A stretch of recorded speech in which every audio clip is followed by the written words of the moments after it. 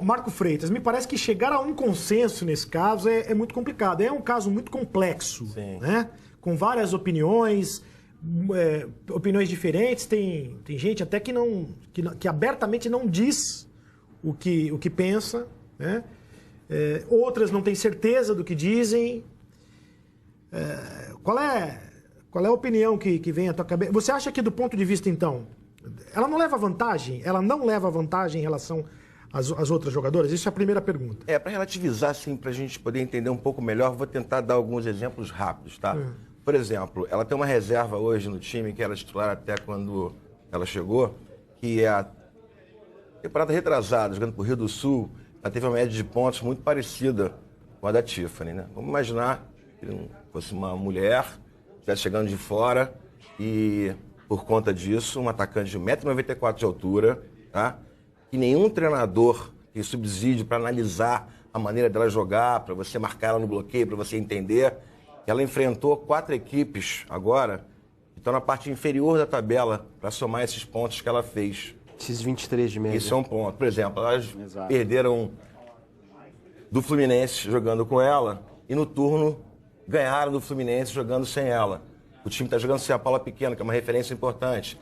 Ela recebe um número de bolas muito superior a todas essas jogadoras que entram nessa comparação com ela. Se você colocar, conversei até com o treinador dela, inclusive, o nível de aproveitamento dela, o percentual dela, é inferior às principais opostas do Brasil, que é diferente da soma de pontos.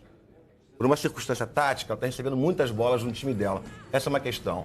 Uma outra questão que para as pessoas em casa poderem entender um pouquinho, a gente tem um profissional no vôlei que a gente brinca e chama de braço, né? Que são aqueles auxiliares que nos ajudam nos treinamentos.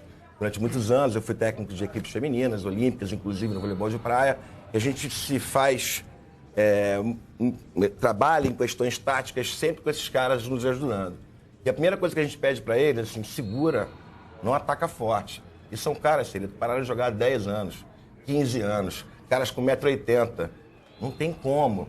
O nível de testosterona de um homem, na comparação com uma mulher, é de 20, às vezes até 30 vezes maior.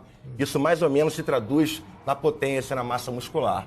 Então eu acho que, para a gente entender um pouquinho melhor, eu acompanhei alguns jogos dela, fiz questão de observar com cuidado, nem trabalhei nos jogos, mas fiz questão de acompanhar com cuidado para entender. O alcance dela no bloqueio seria um benefício, vamos dizer assim, é igual ao de qualquer mulher de 1,94 m de altura. A potência dela é um pouco maior, mas é totalmente dentro do padrão. Então, eu fico só me perguntando, né? Se ela chegasse aqui no campeonato e tivesse todo esse início, até com uma aprovação maior do que tem hoje em dia, acho que, né, pelo bem que estaríamos fazendo, a questão social, que acho que é bem relevante nessa discussão, claro. Se ela não jogasse nada, não estivesse pontuando nada, será que essa bandeira estaria sendo levantada com tamanha contundência para algumas pessoas? Marquinhos, deixa eu te fazer uma pergunta. Bom, primeiro deixa eu só falar um pouco do meu sentimento, que eu fico muito incomodado com essa questão, porque eu vivo numa contradição ali. Ao mesmo tempo que, para mim, inclusão é um assunto seríssimo, a gente tem que fazer força, etc. Uma outra bandeira que eu levanto é a igualdade esportiva, né? Eu odeio tudo relacionado a doping, né? A vantagens que você pode tirar em relação aos outros. Então, são dois assuntos que cada um está de um lado, né? A minha impressão é que tudo que aconteceu antes com ela, todo o desenvolvimento, eu acho que favorece, né? Eu acho que está claro que ela tem uma bagagem, né? Ela tem uma formação como atleta masculino, né? que ajudou e ela é um pouco isso também, né? E aí eu te pergunto assim, quanto que essa formação anterior ainda pode estar, mesmo que não medida pela contagem hormonal, né? Quanto que isso aparece no jogo ou não aparece? Serginho. Dá para sacar isso? Eu acho assim, nós temos várias jogadoras, inclusive, jogando nessa competição e outras tantas do passado, que atacavam mais forte do que ela, inclusive, entendeu? Vários exemplos. Eu acho que isso é um dado relevante. Vários exemplos. Isabel, Ana Moser, jogadoras incríveis, com muita potência e que faziam muito mais a diferença do que ela faz. Eu volto a dizer, ela não enfrentou ainda as grandes equipes. Eu tenho a sensação que daqui a algumas rodadas, nas melhores equipes, com um estudo específico dos movimentos dela, como se faz com qualquer atleta, o resultado já vai ser muito mais próximo do que a gente espera de uma mulher, de uma oposta, com as características que ela tem. A força dela não desequilibra o jogo, o alcance que ela joga não desequilibra o jogo. Volto a dizer, ela tem um alcance de bloqueio de ataque similar, igual, parecido, de jogadoras da altura dela. Então, no meu modo de entender, existe uma precipitação no julgamento e volto a dizer, como abrir que movida pelo moralismo. Tem que ser por conta dos dados científicos que nós temos. Os órgãos mais importantes chancelaram a presença dela. E é nisso que a gente tem que se basear. Fora isso, é um contexto perigoso para se analisar. Esse é o meu ponto de vista particular. Perfeito. Anselmo Caparica, pois não? Não, até para responder um pouco ao que o Serginho disse, né? E como disse a fisiologista, que na verdade é uma especialista em medicina esportiva, que nós consultamos para fazer essa reportagem, também consultamos outros especialistas que falaram sobre esse assunto. Eles disseram que, de fato, esse legado, ele existe, mas precisa ser levado em consideração também o tratamento hormonal por qual ela teve que passar para fazer essa mudança de sexo, que, de fato, é muito pesado. As pessoas não têm ideia de como é que isso funciona, mas ele traz repercussões não só físicas, mas também psicológicas. A pessoa fica depressiva, é muito complicado. E conversando com a própria Tiffany, ela relatou isso para mim também. Ela disse que o tratamento foi muito complicado, muito difícil, que ela imaginou que ela jamais conseguiria jogar vôlei novamente. Inclusive, ela disse para mim que quando ela tomou essa decisão de fazer a mudança de sexo, né, de fazer o tratamento hormonal e também a cirurgia de mudança de sexo, que no caso não é necessária para participar de competições femininas, ela achou que ela jamais voltaria a jogar vôlei. Então, ela se sente muito realizada, porque hoje ela consegue se olhar no espelho e ficar feliz com o que ela vê, né? Se sente uma mulher completa e mais ainda porque ela continua fazendo aquilo que ela mais gosta, que é jogar vôlei. Mas é sempre importante destacar isso, que o procedimento todo pelo qual ela teve que passar para se tornar uma mulher trouxe a ela uma defasagem física muito grande e ela disse que em relação à atleta que ela era antes, a atleta de hoje, a Tiffany, né, é muito, muito, muito diferente, muito inferior fisicamente ao que ela costumava apresentar antes de passar por tudo isso. Para dar mais elementos para a nossa discussão aqui, eu vou mostrar a palavra de técnicos e jogadoras que opinaram sobre a presença de Tiffany no vôlei.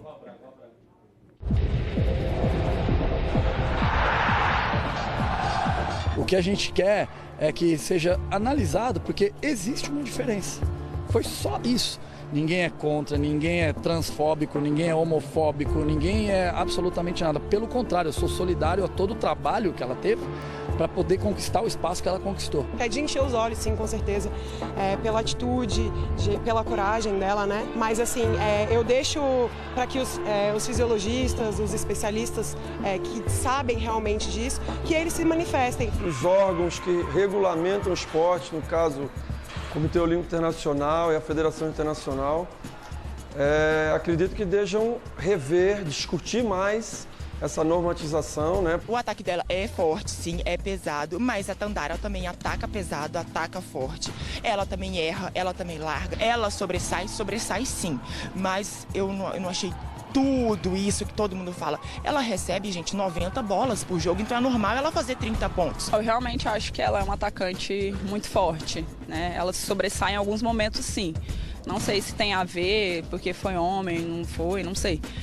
Até não gosto muito de falar disso, porque quem liberou é que tem que aguentar esse rojão aí. Ela toma bloqueio que nem nós tomamos, ela erra igual nós erramos, não é uma coisa descomunal que você fosse olhar e falar assim, nossa, é um fenômeno.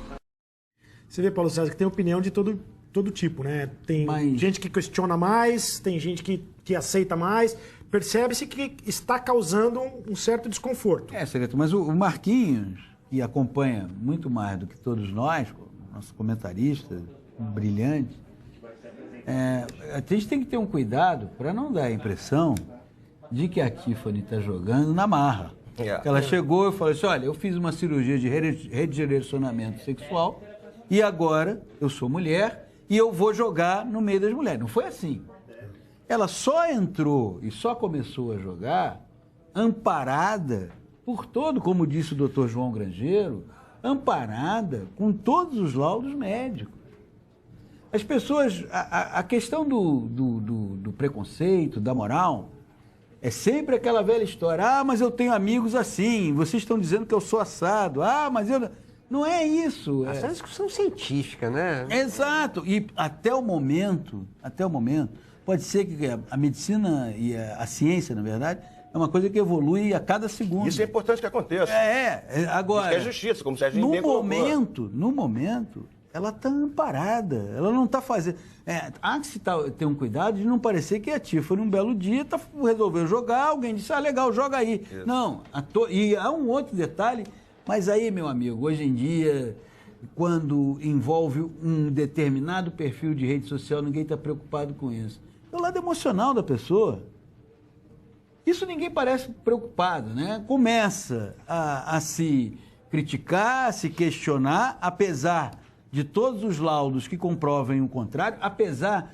hoje, quando eu soube que isso estava no programa, conversei com o Cereto, com o Thiago Jorge, que é o editor, chefe do programa, com o João Goulart. Vem cá, e os números dela comparados com o de outras jogadoras? E você trouxe essa informação. E que tem que relativizar. Até porque esporte... Então, se isso fosse esporte individual, eu acho que seria até uma discussão, de uma certa forma, mais fácil da gente chegar à conclusão. Por exemplo, né, um caso completamente diferente, mas do sul-africano, do Oscar Pistorius, lá que corre com prótese, né? Você pode fazer medições ali, pegar as hastes, comparar com a musculatura normal, etc. E aí você faz 1000 estudos. Nesse caso, envolve tanta coisa, envolve levantamento, envolve o adversário, e na prática, envolve o psicológico. Serginho, na prática, os pontos acumulados por ela, também conversando ontem com o Fernando Bonato, que é uma figura, aliás, de muito prestígio no meu ponto de vista, que é preparado. Ele é um cara que estudou para cada informação que ele procura passar quando está dando uma entrevista. É um sujeito bastante interessante mesmo.